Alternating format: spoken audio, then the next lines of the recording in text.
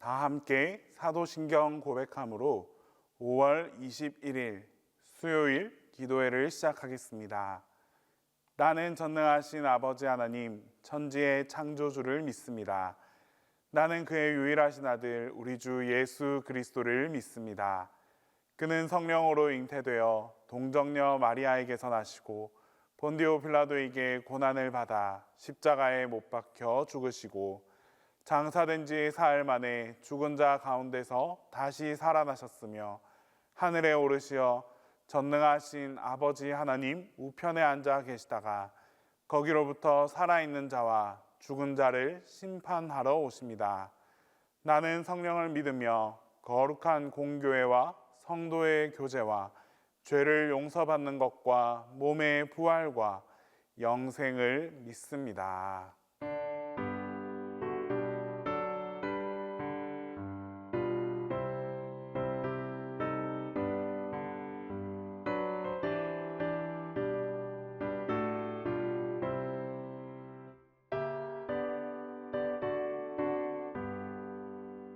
온 세상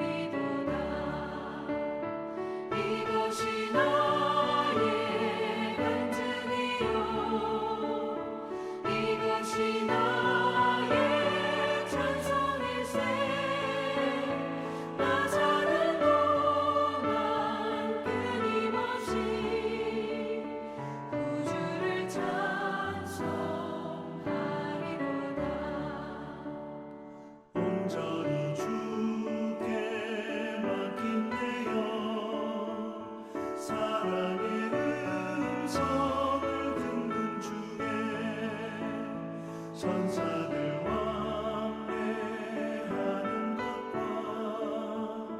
하늘의 영광 보리로다. 이것이 나의 간증이요 이것이 나의 찬송일세. 나 사는 동안 끊임없이 구주를 찬송하리로다.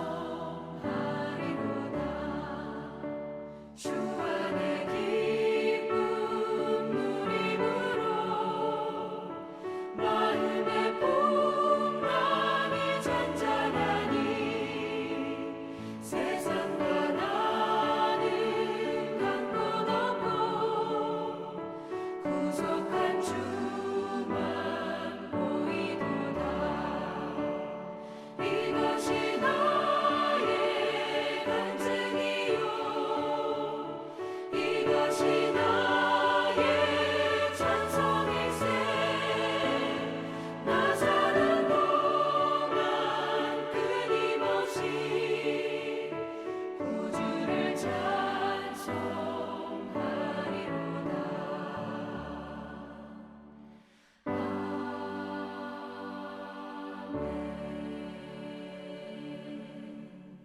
기도해 주시는 하나님 말씀은 시편 128편 1절에서 6절입니다.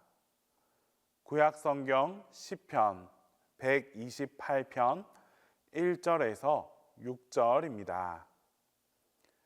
여호와를 경외하며 그의 길을 걷는 자마다 복이 있도다. 내가 내 손이 수고한 대로 먹을 것이라. 내가 복되고 형통하리로다. 내 집 안방에 있는 내 아내는 결실한 포도나무 같으며 내 식탁에 둘러앉은 자식들은 어린 감람나무 같으리로다. 여호와를 경외하는 자는 이같이 복을 얻으리로다. 여호와께서 시온에서 내게 복을 주실지어다. 너는 평생에 예루살렘의 번영을 보며 내 자식의 자식을 볼지어다. 이스라엘에게 평강이 있을지로다. 한 세대 전만 하더라도 아버지의 존재감은 대단했습니다. 가정 살림살이가 변변치 못해도 아버지는 따뜻한 밥에 도톰한 생선을 드셨고, 아버지께서 생선을 남기고 나면 자녀들에게 돌아가는 그런 시절이 있었습니다. 자녀들은 아버지를 무서워하고 어려워했습니다. 어머니는 상대적으로 편안한데 아버지는 그런 존재가 아니었습니다. 가끔 형이 사고를 치고 아버지에게 혼이 나면 동생들은 형이 혼나는 그 모습을 보고 자기 일을 알아서 합니다. 그렇게 무섭고 어려웠던 아버지가 사춘기 시절에는 조금 믿기도 했지만 돌아보면 아버지의 그 존재감과 무서움 때문에 탈선하지 않고 반듯하게 살아갈 수도 있었습니다. 만약 아버지의 무서움이 없었더라면, 아버지가 두렵지 않고 어머니의 편안함만 있었더라면 우리는 넘지 말아야 할 선을 벗어나서 살았을 수도 있습니다. 이처럼 두려움이라는 것은 항상 나쁜 것만은 아닙니다. 적절한 두려움은 우리 인생에, 우리의 삶에 큰 틀을 형성해 줍니다. 하나님에 대해서도 경외감이 무척 중요합니다. 우리가 하나님에 대해서 가지는 두려움은 우리 인생의 항로를 결정해 줍니다.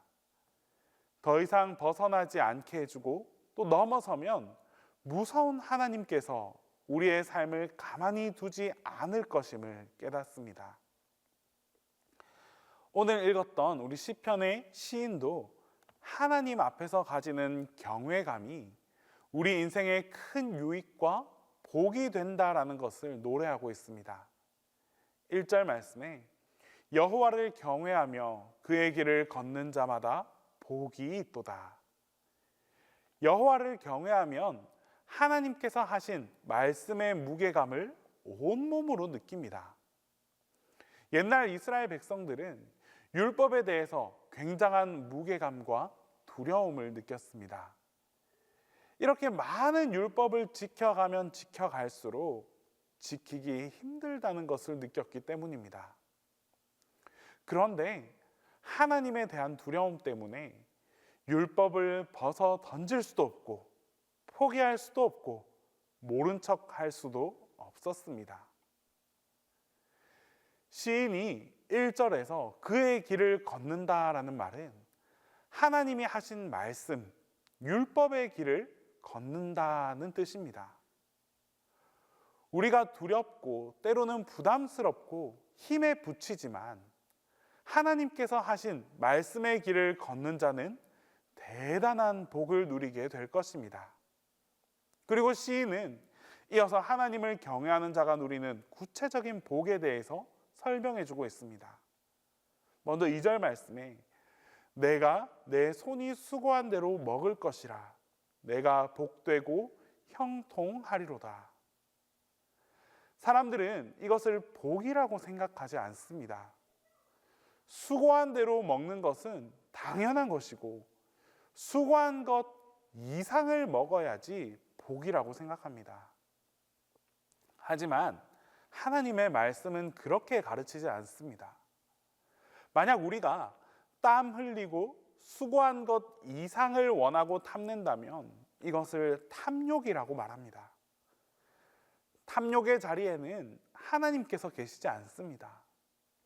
우리가 땀 흘리고 수고한 것 이상을 원하고 요구하는 그 자리에는 사탄이 있습니다. 열심히 땀 흘리고 수고한 것만 먹고 수고한 것까지만 우리가 누려야 하는데 그 이상을 생각하거나 그 이상을 탐내기 시작한다면 그 자리에는 사탄이 기다리고 있습니다. 때문에 우리는 탐욕의 자리를 탐내어서는 안 됩니다. 우리가 하나님께서 정하시는 이 율법의 테두리 안에서 살아가면 탐욕이 얼마나 무서운 것인지 깨닫습니다. 욕심을 부리다가 망한 사람들이 성경에 한두 사람이 아니지 않습니까? 우리가 수고하고 땀 흘린 대가를 얻고 누리고 그것으로 만족할 수 있는 그런 삶이 참으로 복된 삶이다라고 할 수 있습니다. 오늘날 우리 삶을 보면 수고하고 땀 흘린 대가조차도 제대로 누리지 못하는 사람들이 얼마나 많이 있는지 모릅니다. 열심히 수고하고 땀 흘렸는데 보상받지 못하는 사람들도 있고 또 열심히 애쓰고 살았는데 문제가 생겨서 하루아침에 모든 것이 수포가 되고 물거품이 되는 그런 사람들도 있습니다. 그렇기 때문에 수고한 대로 수고한 만큼 누리는 것 또한 복 중에 가장 큰 복임을 깨달아야 합니다. 하나님의 율법을 쫓아 살아가는 사람들은 바로 이런 위대한 복, 내가 수고하고 노력한 것만큼 얻을 수 있는 그런 축복을 누리게 되는 것입니다. 또한 3절 말씀으로 하나님을 경외하는 자가 누리는 두 번째 복에 대해서 말씀해 주십니다. 내 집 안방에 있는 내 아내는 결실한 포도나무 같으며 내 식탁에 둘러앉은 자식들은 어린 감람나무 같으리로다. 이스라엘 백성들이 참 좋아하는 나무가 두 가지 있는데 하나는 포도나무, 또 다른 하나는 감람나무입니다. 포도나무는 열매를 가져다 줍니다. 포도나무에서 나는 열매는 포도주가 되어서 기쁨을 가져다 줍니다. 또한 감람나무는 기름을 제공합니다. 귀하고 귀한 기름으로 우리의 삶을 더욱더 풍요롭고 부드럽게 만들어줍니다. 열매 그리고 기름, 기름과 열매, 이것들을 가져다주는 포도나무와 감람나무는 사람들이 아주 존귀하게 여깁니다. 모든 사람들이 다 좋아합니다. 우리가 하나님을 경외하고 그 길을 걸어가면 하나님께서 우리들을 감람나무와 포도나무를 모든 사람들이 좋아하는 것처럼 우리 또한 많은 사람들에게 사랑받게 하실 것입니다. 이것은 돈으로 되는 것이 아닙니다. 이것은 물질이 우리에게 가져다 주는 것이 아닙니다. 사람들이 우리 아내를 사랑하고 우리 가족들을 칭찬하고 우리 자녀들을 존중하고 경의를 표하는 이 복은 하나님을 경외하는 자에게 주시는 하나님의 아주 특별한 축복입니다. 우리가 하나님 안에서 하나님을 두려워하고 또 예배드리는 자리를 떠나지 않을 때 하나님께서 우리 인생과 우리 가족들에게 복을 주시어 많은 사람들에게 사랑받는 존재가 될 수 있도록 만들어 주실 것입니다. 그 다음 시인이 노래하는 세 번째 복은 6절 말씀에 나타납니다. 내 자식의 자식을 볼지어다 이스라엘에게 평강이 있을지로다. 자식의 자식을 보려면 무탈하게 장수하는 복을 누려야 합니다. 아무 문제 없이 자식의 자식을 보려면 정말 오랫동안 살아야 가능한 축복입니다. 하나님을 경외하는 자에게 하나님께서는 장수하는 복을 주시겠다라고 약속하시는 것입니다. 많은 사람들은 무병하게 장수하는 복을 누리기 원합니다. 하지만 이것 또한 인위적으로 되는 것이 아닙니다. 생명의 근원이 하나님께 달려있기 때문입니다. 하나님께서 지금이라도 우리 생명을 취하시면 우리는 하나님 앞에 서야 하는 그런 존재입니다. 그런데 하나님의 말씀을 경외하고 하나님을 두려워하고 그 테두리 안에서 살아가는 자들에게는 하나님께서 일상에서 누리는 복을 많이 주시고 자식의 자식을 볼 수 있도록 장수의 복까지도 허락해 주신다라고 약속하셨습니다. 이렇게 귀한 은총이 여러분 모두에게 함께 하시기를 간절히 바랍니다. 복 자체는 하나님께 달려 있습니다.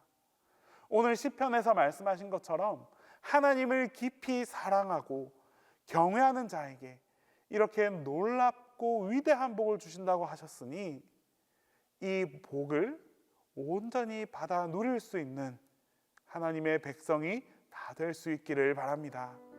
기도하겠습니다. 이 시간 첫 번째로 기도할 때에 하나님을 경외하는 예배자의 삶을 살아갈 수 있게 해달라고 기도하겠습니다. 두 번째로 하나님께서 주시는 복을 사모하며 살아가게 해달라고 기도하겠습니다. 그리고 우리 동신교회와 담임 목사님을 위해서 우리 시간 함께 기도하겠습니다. 거룩하신 하나님 아버지, 오늘도 우리를 은혜의 자리로 부르시고 기도의 특권을 허락하심에 감사드립니다. 이 시간 우리 마음을 정결케 하시고 성령의 인도하심 가운데 하나님의 말씀을 묵상할 수 있는 우리 모두가 되게 하여 주시옵소서. 주님, 우리가 하나님을 경외하는 예배자의 삶을 살아가게 하옵소서. 하나님을 두려움으로 피하는 것이 아니라 사랑과 존경으로 가까이 하며 하나님 앞에 순종하는 삶을 살아갈 수 있기를 소망합니다. 날마다 주의 거룩하심을 기억하게 하시고 예배의 자리에서 마음을 다해 주님을 높이며 일상의 삶 속에서도 주님의 임재를 경외함으로 살아가게 하옵소서. 세상의 가치가 아니라 주님의 뜻을 중심으로 살아가는 거룩한 백성이 되게 하옵소서. 주님, 우리가 하나님께서 주시는 복을 사모하며 살길 원합니다. 일시적인 세상의 유익이 아니라 주님께서 주시는 진정한 평안과 형통을 사모하게 하시고 순종의 자리에서 그 복을 누리게 하옵소서. 내 손이 수고한 대로 먹게 하시며 가정과 자녀 그리고 교회 안에 주시는 복의 열매를 기쁨으로 누릴 수 있도록 인도해 주시옵소서. 복의 근원이 되시는 주님만을 바라보며 살아가게 하옵소서. 주님, 사랑하는 동신교회를 위해 기도합니다. 이 땅 위에 세우신 주님의 몸된 교회를 통해 하나님의 뜻이 이루어지게 하옵소서. 예배 가운데 은혜가 더욱 넘쳐나게 하시고 말씀이 살아 역사하며 기도가 끊이지 않는 아름다운 공동체가 되게 하옵소서. 특별히 담임 목사님에게 성령님의 충만함과 하늘의 지혜, 육체의 강건함을 더하셔서 맡겨진 일들을 기쁨으로 감당하게 하옵소서. 목사님의 입술을 통해 생명의 말씀이 선포되고 교회가 한마음 한뜻으로 하나님 나라를 세워갈 수 있는 축복이 나타나게 하옵소서. 이제 주님께서 가르쳐 주신 기도를 다 함께 하겠습니다. 하늘에 계신 우리 아버지, 아버지의 이름을 거룩하게 하시며 아버지의 나라가 오게 하시며 아버지의 뜻이 하늘에서와 같이 땅에서도 이루어지게 하옵소서. 오늘 우리에게 일용할 양식을 주시고 우리가 우리에게 잘못한 사람을 용서하여 준 것 같이 우리 죄를 용서하여 주시고 우리를 시험에 빠지지 않게 하시고 악에서 구하소서. 나라와 권능과 영광이 영원히 아버지의 것입니다.